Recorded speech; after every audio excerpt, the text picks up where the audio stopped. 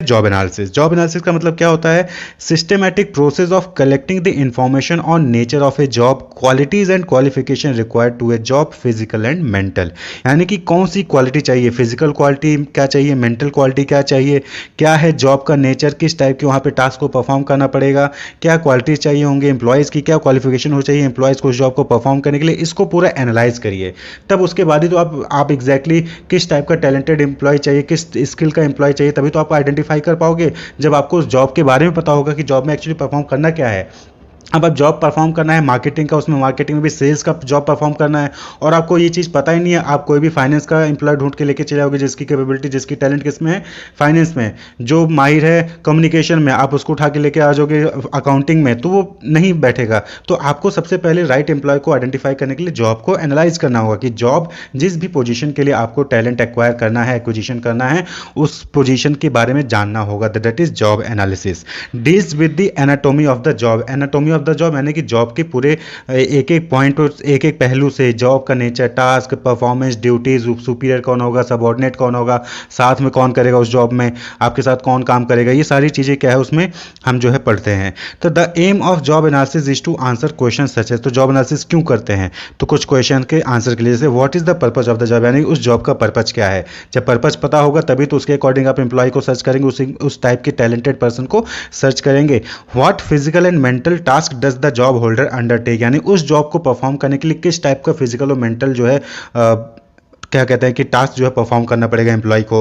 When is the job to be perform, उस job में कब परफॉर्मेंस करनी है, यानी कि दिन में काम करना है, रात में काम करना है, शाम को काम करना है, किस टाइप का है। कई सारे ऑर्गेनाइजेशन है जहाँ पे शाम को होता है, कहीं पे रात में होता है, कहीं पे दिन में काम होता है, तो कब वो जॉब परफॉर्म करना है। Where is the job to be perform, और जॉब कहाँ परफॉर्म होगा, ऑफिस के अंदर होगा, मार्केट में होगा, पहाड़ों में होगा, या फिर कहीं और होगा, कहाँ पे जॉब परफॉर्म किया जाएगा। घर बैठ के भी जॉब परफॉर्म किया जा सकता है। What are the conditions required to for the job to be perform, किस टाइप का कंडीशन चाहिए, यानी कि आपको एसी वाला रूम चाहिए या फिर ओपन एयर चाहिए, किस टाइप की कंडीशन चाहिए, वो भी आपको जो है वहाँ पे बतानी होगी। तो ये जॉब एनालिसिस में यही सारी चीज़ें हम जो आइडेंटिफाई करते हैं। अब बात करें कि जॉब एनालिसिस का प्रोसेस क्या है। प्रोसेस ऑफ जॉब एनालिसिस तो आप यहाँ पे स्क्रीन पे देख ही रहे हैं। सबसे पहले ऑर्गेनाइजेशनल एनालिसिस, यानी कि हम ऑर्गेनाइजेशन का क्या गोल है, ऑब्जेक्टिव है, उसको आप एनालाइज करिए। देन सेलेक्ट रिप्रेजेंटेटिव पोजीशंस, यानी कि उस पोजीशंस को सेलेक्ट करिए कि जो भी जिस पोजीशन के लिए आपको एम्प्लॉय चाहिए उसके लिए डेटा कलेक्ट करिए। डेटा कलेक्ट करेंगे यानी कि उस जॉब के बारे में आइडेंटिफाई करें कि जॉब में क्या टास्क है, क्या ड्यूटीज़ है, क्या रिस्पॉन्सिबिलिटीज़ हैं, क्या फिजिकल, क्या मेंटल, ये सारी चीज़ें आपको जो है डेटा कलेक्ट करना होगा। कलेक्टेड डेटा को फिर आपको क्या करना है, रिव्यू करना है। रिव्यू दी कलेक्टेड डेटा, 4 ऑप्शन। देन है number 5 step, developing job description. जब आपने डेटा कलेक्ट कर लिया किसी पर्टिकुलर जॉब के लिए, भाई जॉब एनालिसिस करें तो उसके लिए आपको डेटा कलेक्ट करना है। डेटा कलेक्ट करने के बाद उसको आपने डेटा कलेक्ट को रिव्यू किया, रिव्यू करने के बाद आपने जॉब डिस्क्रिप्शन बना लिया और जॉब जो है स्पेसिफिकेशन बना लिया, यानी कि उस जॉब के लिए क्या क्या डिस्क्राइब किया, जॉब को डिस्क्राइब किया कि क्या क्या टास्क परफॉर्म करने। जॉब स्पेसिफिकेशन मतलब कि उस टास्क को परफॉर्म करने के लिए क्या क्या क्वालिटीज चाहिए एम्प्लॉय के अंदर, वो आपने डेवलप कर लिया। तो यही जॉब एनालिसिस हो गया। ये प्रोसेस जॉब एनालिसिस का, जॉब स्पेसिफिकेशन तक ही जॉब एनालिसिस का प्रोसेस है। तो ऑर्गेनाइजेशन एनालिसिस किया कि ऑर्गेनाइजेशन में कौन कौन सी पोजीशंस खाली हैं, उस पोजीशन को, किसी एक पोजीशन को आपने सेलेक्ट किया, रिप्रेजेंटेटिव पोजीशन को सेलेक्ट किया, उसके ऊपर जो है डेटा कलेक्ट किया। डेटा कलेक्ट करने के बाद आपने डेटा को रिव्यू किया, रिव्यू करने के बाद आपने क्या स्पेसिफिकेशन है, क्या डिस्क्रिप्शन है उस जॉब का, आपने उसको डेवलप कर लिया है। अब अगला काम क्या हो जाता है फिर, attracting recruitment of the skilled employ. तो अब अगला जो टॉपिक है that is technique of job analysis. आप जॉब एनालिसिस आप करेंगे कैसे, तो आपने देखा ना कि डेटा कलेक्ट करना है, तो डेटा कलेक्ट कैसे करेंगे। एक्चुअली में यहाँ पे क्वेश्चन ये है, तो डेटा कलेक्ट कैसे कर सकते हैं, पर्सनल ऑब्जर्वेशन से। आप जो है जो भी यहाँ पे जॉब एनालिसिस कर रहा होता है एम्प्लॉय ऑर्गेनाइजेशन में, वो उस पोस्ट को देखेगा, उसको ऑब्जर्व करेगा कि क्या क्या एम्प्लॉय कर रहा है, क्या क्या उसको करना पड़ता है, कब करता है, कैसे करता है, सारी चीज़ें उसको ऑब्जर्व करेगा, उसके बाद डेटा कलेक्ट कर लेता है। या फिर सेंडिंग आउट क्वेश्चनर, क्या हुआ, हमने क्वेश्चनर भेज दिया, क्वेश्चनर को फिल करिए कि इस टास्क को परफॉर्म करने के लिए क्या क्या चीज़ें चाहिए होती है, आपने क्वेश्चनर से जो है डेटा कलेक्ट कर लिया।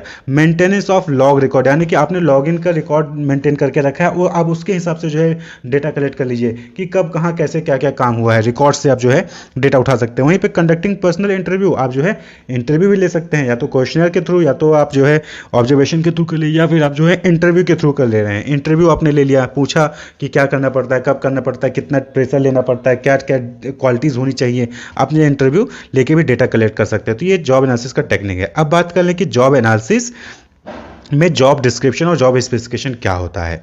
जॉब डिस्क्रिप्शन पहले बताया कि जॉब डिस्क्रिप्शन यानी कि जॉब को डिस्क्राइब करना, यानी कि जॉब में क्या क्या टास्क परफॉर्म करने पड़ेंगे वो चीज़ डिस्क्राइब करना। वहीं पे जॉब स्पेसिफिकेशन मतलब कि जो जॉब डिस्क्राइब किया है आपने उसको परफॉर्म करने के लिए क्या क्या क्वालिटीज़, क्या क्या एक्सपीरियंस, क्या क्या एक्सपर्टीज, नॉलेज होनी चाहिए एम्प्लॉय के अंदर, दैट इज जॉब स्पेसिफिकेशन। तो जॉब डिस्क्रिप्शन क्या हो जाएगा, job description tells all about the task and responsibilities expected to be performed, यानी किसी जॉब में क्या टास्क, क्या रिस्पॉन्सिबिलिटीज परफॉर्म करने हैं उसको जॉब डिस्क्रिप्शन कहते हैं। वहीं पे जॉब स्पेसिफिकेशन क्या होता है, tells the level of experience and skills that a candidate must have to be selected for the job, यानी किसी जॉब के लिए सिलेक्ट होने के लिए क्या एक्सपर्टीज, क्या एक्सपीरियंस, क्या स्किल्स होने चाहिए किसी कैंडिडेट के अंदर, वो जॉब स्पेसिफिकेशन शो करता है। Job description tells your what you must do when selected, तो जॉब डिस्क्रिप्शन में क्या होता है कि जब कोई कैंडिडेट सिलेक्ट हो जाता है तो उसको क्या करना होगा जॉब में वो बताता है जॉब डिस्क्रिप्शन। वहीं पे job specification tells you what you must have to be selected for a job, job specification में क्या होता है कि आपके अंदर क्या होना चाहिए कि आप किसी पर्टिकुलर जॉब के लिए सिलेक्ट हो सकते हैं, यानी कि स्किल्स, यानी कि एक्सपर्टीज। नेक्स्ट है the main purpose of job description to collect job related data in order to advertise for a particular job. तो मेन पर्पज जॉब डिस्क्रिप्शन का क्या होता है कि जॉब डिस्क्रिप्शन में जब आप पता चल जाएगा कि हाँ हमें किस पोस्ट के लिए क्या क्या टास्क है जो परफॉर्म करने होंगे, तभी तो हम उस रिलेटेड एडवर्टाइजमेंट शो कर पाएंगे पर्टिकुलर जॉब के लिए। तो जॉब डिस्क्रिप्शन वहाँ पे चाहिए। जॉब स्पेसिफिकेशन में क्या हो गया, it helps candidate analyse whether is are eligible to apply for a particular job और वैकेंसी और नॉट, यानी कि जॉब स्पेसिफिकेशन जब पता होगा कि हमें इस टाइप के जॉब के लिए एमबीए चाहिए या फिर बीटेक चाहिए, जब हमें पता होगा तभी तो हम एडवर्टाइज करेंगे कि हमें एमबीए चाहिए या फिर हमें बीटेक चाहिए। जब हमें पता ही नहीं होगा कि क्या एक्सपर्टीज या क्या स्किल्स होनी चाहिए तो हम क्या एडवर्टाइजमेंट करेंगे, कोई भी अप्लाई कर सकता है। तो इसलिए क्या परफॉर्म करना है वो भी आपको पता होना चाहिए जिससे कि आप एडवर्टाइज कर सको कि हमें ये एम्प्लॉय चाहिए ये टास्क परफॉर्म करने के लिए। और जॉब स्पेसिफिकेशन जब आपको पता होगा कि इस टाइप के जॉब को परफॉर्म करने के लिए ये एक्सपर्टीज या स्किल्स होनी चाहिए, तभी तो आप बताओगे कि हमें यही एमबीए ही कैंडिडेट चाहिए या फिर हमें सिर्फ जो है बीटेक चाहिए या फिर हमें एमबीए विद 5 ईयर एक्सपीरियंस वाले कैंडिडेट चाहिए। तो आप देखते होंगे जो भी एडवर्टाइजमेंट आते हैं तो लिखा होता है कि MBA plus 2 year experience, MBA plus finance, MBA in marketing, MBA in specialisation. तो हमें पता होता है कि ये कब पता होता है, जब हमें पता होगा कि हमारी जॉब क्या है, जब हमें पता होगा कि हमारी जॉब में क्या क्या डिस्क्रिप्शन है, क्या क्या टास्क परफॉर्म करने हैं, उसके हिसाब से तो हम स्पेसिफिकेशन को आइडेंटिफाई कर सकते हैं। तो ये एडवर्टाइजमेंट में यानी कि अट्रैक्ट करने के लिए और रिक्रूटमेंट में हेल्प करता है जॉब एनालिसिस, जॉब डिस्क्रिप्शन और जॉब स्पेसिफिकेशन। अब है नेक्स्ट टॉपिक कि क्या क्या चीज़ें होती है जॉब डिस्क्रिप्शन में। तो आप यहाँ पे देख सकते हैं जॉब डिस्क्रिप्शन यानी कि जॉब टाइटल यानी कि पोजीशन का नाम क्या है, लोकेशन क्या है, जॉब समरी, रिपोर्टिंग टू यानी कि किसको रिपोर्ट करना पड़ेगा। आप अगर आप सपोज करिए कि आप किसी पे लग गए तो आपका सुपीरियर कौन होगा, सबऑर्डिनेट कौन होगा और कलीग्स कौन होंगे, रिपोर्टिंग टू।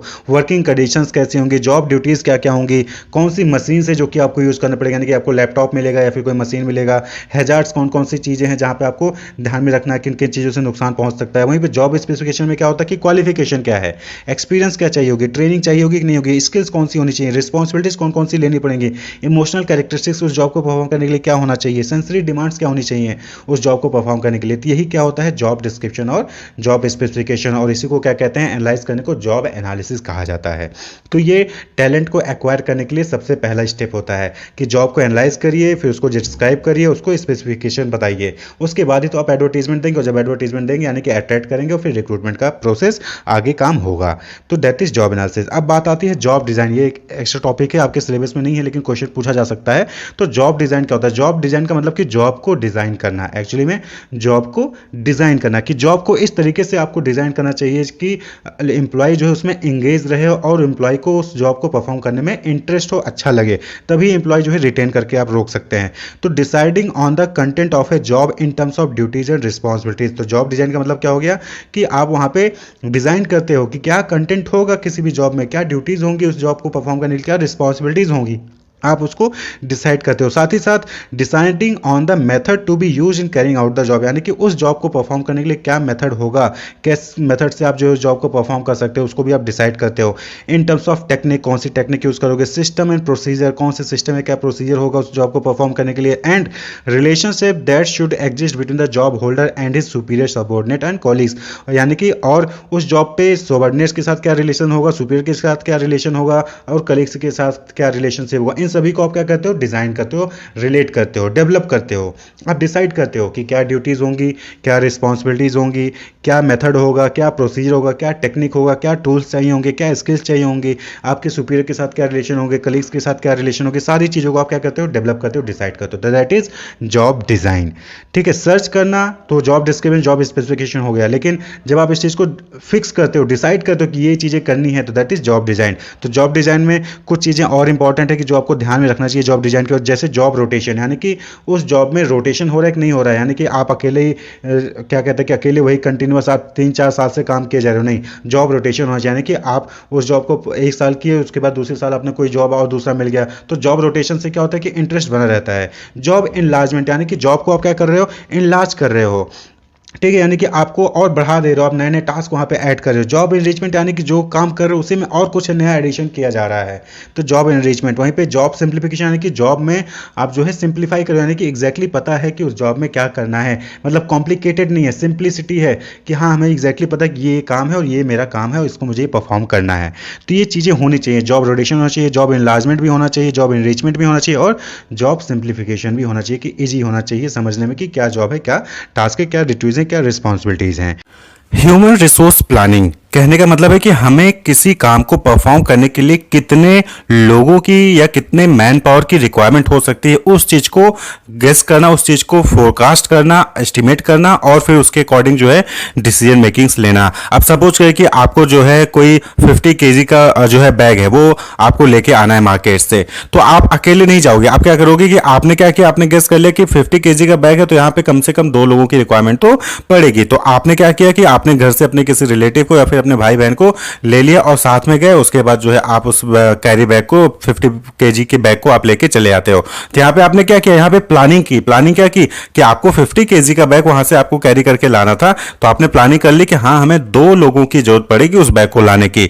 तो यही चीज ह्यूमन रिसोर्स प्लानिंग होता है। यानी कि ऑर्गेनाइजेशन में क्या होता है कि बहुत सारे टास्क होते हैं, प्रोडक्शन डिपार्टमेंट का, मार्केटिंग का, एचआर का, फाइनेंस का, सेल्स का। तो हर काम के लिए, हर टास्क के लिए जो है हमें किसी की लोगों की जरूरत पड़ती है, यानी मैन पावर की जरूरत पड़ती है। तो एचआर डिपार्टमेंट का ये काम होता है कि किस डिपार्टमेंट में कितने लोगों की रिक्वायरमेंट है और क्या वो रिक्वायरमेंट फुलफिल है। तो इस चीज को जो एचआर डिपार्टमेंट है वो इंश्योर करता है। तो वो क्या करता है, वो एचआर प्लानिंग करता है, यानी कि ह्यूमन रिसोर्स प्लानिंग करता है कि कौन से डिपार्टमेंट में कितने लोगों की रिक्वायरमेंट है और क्या वो लोगों की रिक्वायरमेंट फुलफिल है कि नहीं। अगर फुलफिल नहीं है तो और लोगों को रिक्रूट करेगा और अगर ज्यादा हो रही है तो लोगों को निकालेगा भी। क्लियर। और अगर बराबर है तो कोई भी एक्शन नहीं लेगा। तो ह्यूमन रिसोर्स प्लानिंग यानी कि the process of acquiring and utilising human resource in a organisation. ये क्या है, ये प्रोसेस है जहां पे आप ह्यूमन रिसोर्स को क्या करते हो, किसी ऑर्गेनाइजेशन में एक्वायर करते हो और उनको यूटिलाइज करते हो। It includes planning for staff retention, planning for candidate search, training and skills analysis and much more. यानी कि यहाँ पे जो है स्टाफ को रोक के रखना है कि नहीं रखना है, इस पे डिसीजन लिया जाता है। प्लानिंग की जाती है कैंडिडेट सर्च करने के लिए, क्योंकि हो सकता है कि आगे चल के कोई रिटायर होने वाले तो हमारे यहाँ पे वैकेंसी होगी, तो उसके लिए हम पहले से ही कैंडिडेट को सर्च कर ले। ट्रेनिंग और स्किल्स की जो भी रिक्वायरमेंट होती है उसको भी यहाँ पे जो है कंसीडर किया जाता है। तो the main objective is to ensure that an organisation has the right number of employees in the right place at the right time। तो मतलब कि अगर आपको 10 एम्प्लॉयज चाहिए तो 10 एम्प्लॉयज आपके पास अवेलेबल हैं और सही डिपार्टमेंट में अवेलेबल हो, सही टाइम पे आपके पास वो जो मैन पावर है वो अवेलेबल है। तो that is human resource planning. तो ये जो है इसका मेन ऑब्जेक्टिव होता है कि सही समय पे, सही जगह पे, सही नंबर ऑफ एम्प्लॉयज अवेलेबल हो। तो यही ह्यूमन रिसोर्स प्लानिंग होता है। तो आप इस फिगर में देख सकते हैं कि यहाँ पे क्या होता है कि ह्यूमन रिसोर्स प्लानिंग में पहले हम फोरकास्ट करते हैं कि हमें क्या कितने ह्यूमन रिसोर्स की रिक्वायरमेंट है और हमारे पास कितने अवेलेबल है, उन दोनों को कंपेयर करते हैं। अगर डिमांड जो है वो सप्लाई के बराबर है, यानी कि जितनी चाहिए उतनी है, तो कोई भी एक्शन नहीं लेंगे। और अगर सरप्लस ऑफ वर्कर्स है, यानी कि जो हमारे पास वर्कर हैं उनकी संख्या ज्यादा है जितनी हमारी डिमांड है, तो उस केस में हम हायरिंग को रेस्ट्रिक्ट करते हैं, टाइमिंग कम कर देते हैं या अर्ली रिटायरमेंट दे देते हैं, ले ऑफ कर देते हैं, फिर डाउन साइजिंग कर देते हैं। क्लियर। और वहीं पे अगर सप्लाई कम है और डिमांड ज्यादा है तो उस केस में फिर हम रिक्रूटमेंट और सिलेक्शन परफॉर्म करते हैं। क्लियर। तो यही चीज ह्यूमन रिसोर्स प्लानिंग कहलाता है।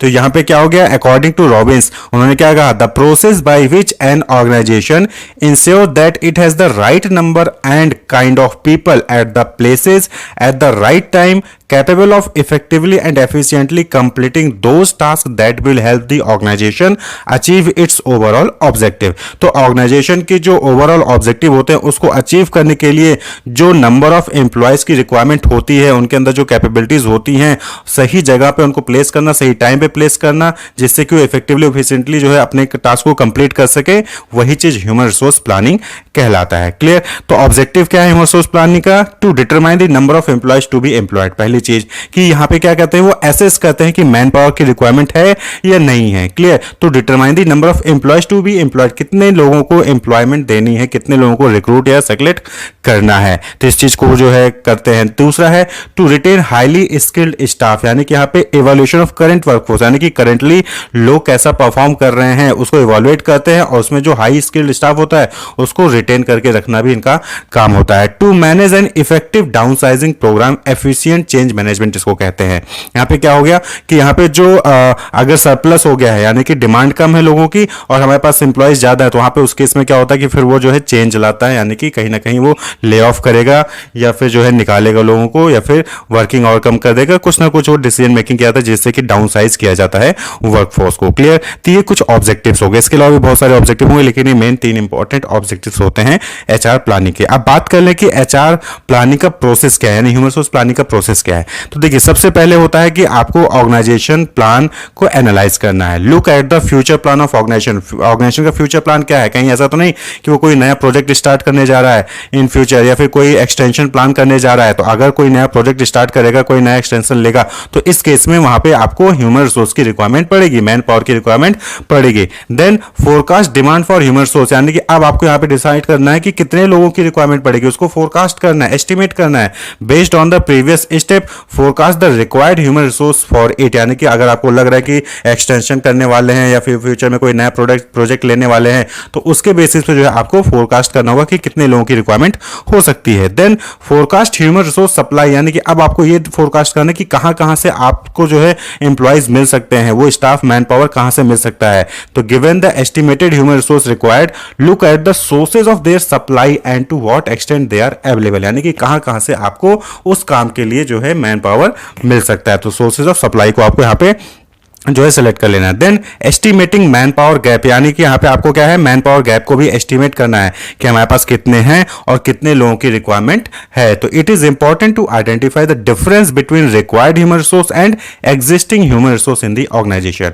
भाई आप रिक्रूटमेंट करने ऐसे नहीं चले जाओगे कि आपको 10 लोगों की रिक्वायरमेंट है लग रही है तो आप चले गए रिक्रूट करने, नहीं, पहले आप अपने यहाँ पे देखो आपके यहाँ पे है कितने, तो उसको गैप को जो है आइडेंटिफाई करो कि कितने की रिक्वायरमेंट आपको एक्चुअली लग रही है। ठीक है, किसी टास्क को कंप्लीट करने के लिए 10 लोगों की रिक्वायरमेंट है, 10 में से 5 ऑलरेडी आपके यहां पे अवेलेबल है, तो आपको सिर्फ 5 ही चाहिए। क्लियर? देन एक्शन प्लान, यानी once the man power gap are estimated then the actions to be taken for bridging those gap are plan, यानी कि जो भी गैप्स थे उसको जो है आपको ब्रिज करना हो, यानी कि 10 लोगों की रिक्वायरमेंट थी, 5 ऑलरेडी थे, तो 5 लोगों को आपने और हायर कर लिया और आपने जो है उसको कंप्लीट के लिए गैप को मिनिमाइज कर दिया। And monitoring and control are required throughout the process, यानी कि पूरे प्रोसेस में आपको मॉनिटर और कंट्रोल भी करके रखना है। तो ये ह्यूमन रिसोर्स प्लानिंग का प्रोसेस होता है, यानी कि पहले आपको ऑर्गेनाइजेशन गोल को एनालाइज करना है, देन क्या डिमांड है, कितनी डिमांड हो सकती है फ्यूचर में, उसको आपको जो है फोरकास्ट करना है। देन ह्यूमन रिसोर्स की सप्लाई कौन कौन से कहाँ से सोर्सेज हो सकते हैं उसको आपको जो है फोरकास्ट करना है। Then estimate the man power gap, यानी कि मैन पावर गैप कितना है उसको आप जानिए, फिर उसके बाद एक्शन प्लान लेके यानी कि रिक्रूटमेंट और सिलेक्शन कर सकते हैं। क्लियर? अब बात कर लें कि quantitative and qualitative dimension of HR planning. तो देखिए, कुछ चीजें यहाँ पे क्वांटिटेटिव होती हैं एचआर प्लानिंग में और कुछ चीजें जो है वो क्वालिटेटिव फॉर्म में होती है। तो quantitative aspect of human resource planning involves demand forecasting and supply forecasting, यानी कि जो यहाँ पे डिमांड फोरकास्टिंग करे और सप्लाई फोरकास्टिंग कर रही है, क्वांटिटेटिव नेचर होता है। देखिए, फोरकास्टिंग मतलब क्या होता है, process of estimating future based on past data, यानी कि हमारे पास जो पास्ट डेटा है उसके बेसिस पे हम फ्यूचर को एस्टिमेट करते हैं, तो वही चीज क्या कहलाती है, फोरकास्टिंग कहलाती है। तो डिमांड फोरकास्टिंग क्या होता है, means estimating the future requirement of the employees, यानी कि कितने एम्प्लॉय चाहिए, 10, 20, 50, 60, 70, 80, तो ये क्या है, क्वांटिटेटिव हो गया। It can be done on the basis of estimating sales, यानी सेल्स को एस्टिमेट करके, number of proposal company get, कितने प्रपोजल आ रहे हैं उसको बेसिस पे, या फिर on the basis of estimating the number of orders the company has, यानी कितने ऑर्डर्स हमारे पास हैं प्रोडक्शन के लिए आए होंगे, कि डिमांड कितनी आई है, तो उसके हिसाब से जो है हम क्या करते हैं, डिमांड को फोरकास्ट करते हैं। क्लियर? तो ये क्या है, क्वांटिटेटिव अप्रोच है। वहीं पे दूसरा है supply forecasting. Supply forecasting means is another quantitative aspect of human resource planning. It is concern with estimating the supply of man power bye analysing the current resource and future availability. तो future में availability कितनी है और current resources क्या है, उसके basis पे आप क्या करते हो, एस्टिमेट करते हो कि सप्लाई कहां से हो सकती है मैन पावर की। For this purpose the external supply and internal supply of man power must be considered by human resource planner. तो जो ह्यूमन रिसोर्स प्लानिंग कर रहा है वो मैनेजर जो है उसको द्वारा जो है एक्सटर्नल सप्लाई और इंटरनल सप्लाई दोनों को ही कंसीडर करना चाहिए। क्लियर। तो यहाँ पे दो क्वांटिटेटिव अप्रोच हो गए, कौन से, डिमांड फोरकास्टिंग यानी कि कितने की रिक्वायरमेंट है, सप्लाई फोरकास्टिंग कहां से कितना हमें मिल सकता है। क्लियर। अब जब आपने डिमांड को फोरकास्ट कर लिया कि कितने मैन पावर की डिमांड है और कितने आपके सप्लाई हो सकती है, कहां से सप्लाई हो सकती है, क्या सोर्सेज अवेलेबल है आपके पास। क्लियर।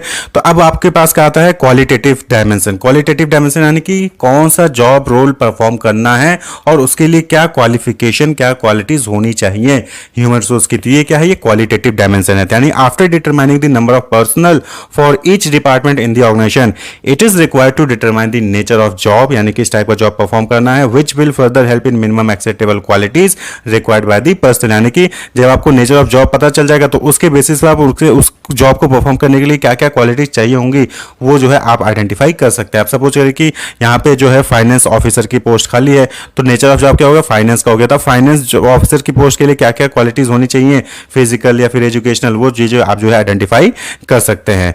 तो इसी को क्या कहते हैं, जॉब एनालिसिस, यानी determining the nature of job along with minimum acceptable qualities of personal is called job analysis. यानी कि जॉब को एनालाइज करना कि क्या टास्क परफॉर्म करना है, क्या क्या एक्टिविटीज उसमें रोल्स रिस्पॉन्सिबिलिटीज परफॉर्म करनी होंगी और उसके लिए क्या क्वालिटीज होनी चाहिए एम्प्लॉय की। यही चीज क्वालिटेटिव डायमेंशन कहलाता है। तो जॉब एनालिसिस जो है दो पार्ट में डिवाइड होता है। एक है जॉब डिस्क्रिप्शन, यानी कि contains the information relating the job, यानी टास्क, ड्यूटीज, फंक्शंस, रिस्पॉन्सिबिलिटीज क्या होंगी उस पोजीशन की, इन सारी चीजों से रिलेटेड डेटा वहां पे होता है। जॉब डिस्क्रिप्शन यानी कि जॉब को डिस्क्राइब करता है कि क्या जॉब है।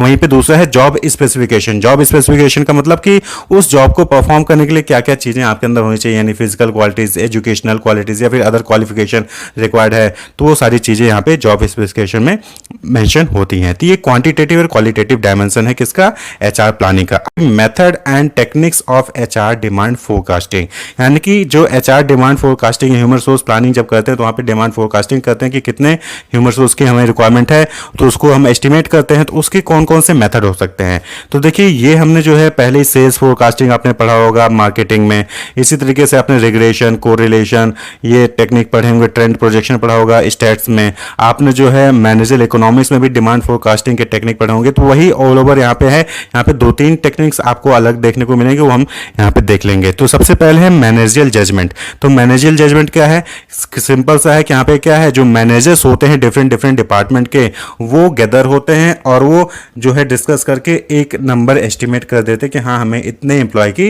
रिक्वायरमेंट है। आप सपोज करिए कि एचआर डिपार्टमेंट है, फाइनेंस डिपार्टमेंट है, मार्केटिंग डिपार्टमेंट और जो है सेल्स डिपार्टमेंट है। तो हर डिपार्टमेंट का जो मैनेजर होगा वो मैनेजर अपने यहाँ पे उसको यहाँ पे कितने ह्यूमन रिसोर्स की रिक्वायरमेंट वो एस्टिमेट करके आपस में डिस्कस करके फाइनलाइज कर देते हैं। तो दैट इज मैनेजरियल जजमेंट। अब इसमें क्या है, बॉटम अप अप्रोच भी होता है और टॉप डाउन अप्रोच भी होता है। यानी कि बॉटम से, यानी कि नीचे जो लोअर लेवल के मैनेजमेंट होते हैं वो एस्टिमेट करते हैं और वो फिर टॉप मैनेजमेंट को बताते हैं। और दूसरा क्या है, top management top to down, यानी कि टॉप मैनेजमेंट जो है वो एस्टिमेट करके बॉटम वालों को बता देते हैं। तो ये टॉप डाउन होता है या फिर बॉटम अप होता है। क्लियर। वहीं पे तीसरा मेथड होता है पार्टिसिपेटिव। पार्टिसिपेटिव में क्या है कि टॉप मैनेजमेंट और लोअर मैनेजमेंट दोनों बैठकर एक साथ डिस्कस करते हैं और फिर फाइनलाइज करते हैं कि कितने ह्यूमन रिसोर्स की रिक्वायरमेंट उनको पड़ सकती है। क्लियर। तो पहला टेक्निक हो गया मैनेजरियल जजमेंट। दूसरा टेक्निक है रेशियो एनालिसिस। रेशियो एनालिसिस देखा होगा आपने कि क्या होता है स्कूल और कॉलेजेस में कि एक फैकल्टी 20 बच्चे हैं तो उन पे एक फैकल्टी होनी चाहिए।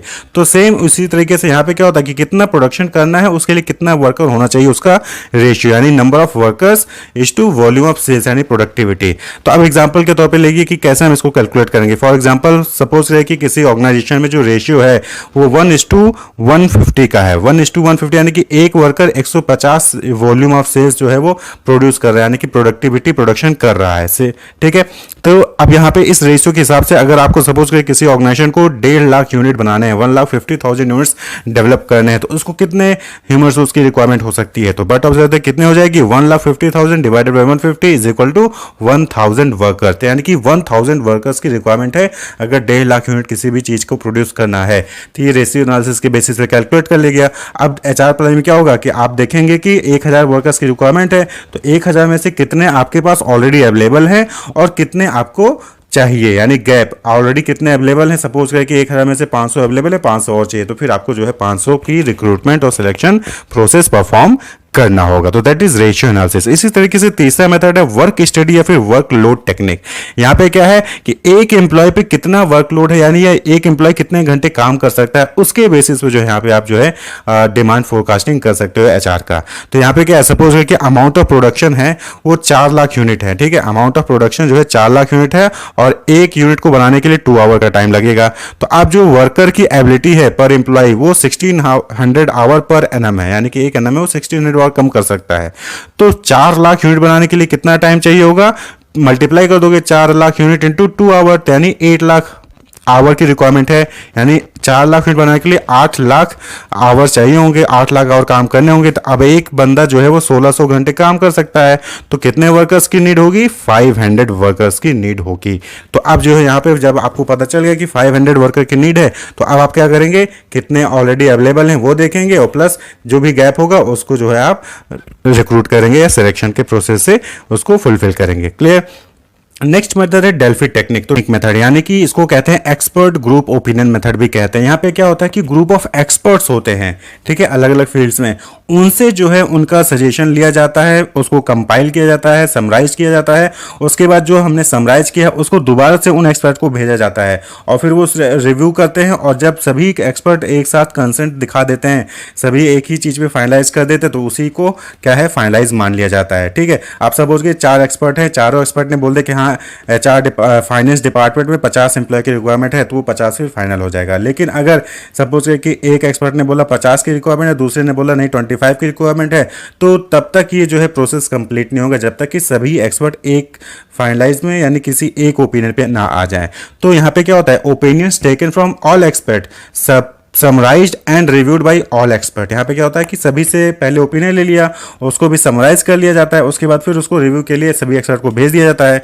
तो रिपोर्ट इज फाइनलाइज, यानी कि जो डिमांड फोरकास्टिंग वो फाइनल तभी होगी जब सभी लोग एग्री कर जाएंगे किसी एक चीज़ पे। सभी कह रहे हैं कि 50 की रिक्वायरमेंट है तो 50 फाइनल हो जाएगा। अगर कहीं ना कहीं कोई जो है उससे एग्री नहीं कर रहा है तो दोबारा से उस प्रोसेस को परफॉर्म किया जाता है। तो that is Delphi technique. Actually ये डेल्फी टेक्निक जो है ना, ये मेथड है, ये आइडिएट किया गया था ओलफ हेल्मर और नॉर्मन डेल की द्वारा। क्लियर, ओलफ हेल्मर और नॉर्मन डेल की द्वारा। और इस मेथड को पहली बार इंट्रोड्यूस किया था 1950 में। किसने? Founding member were part of Rand Corporation. तो रैंड कॉर्पोरेशन के ये जो हैं मेंबर थे ये दोनों, और उन्होंने 1950 में जो है इसको इंट्रोड्यूस किया था।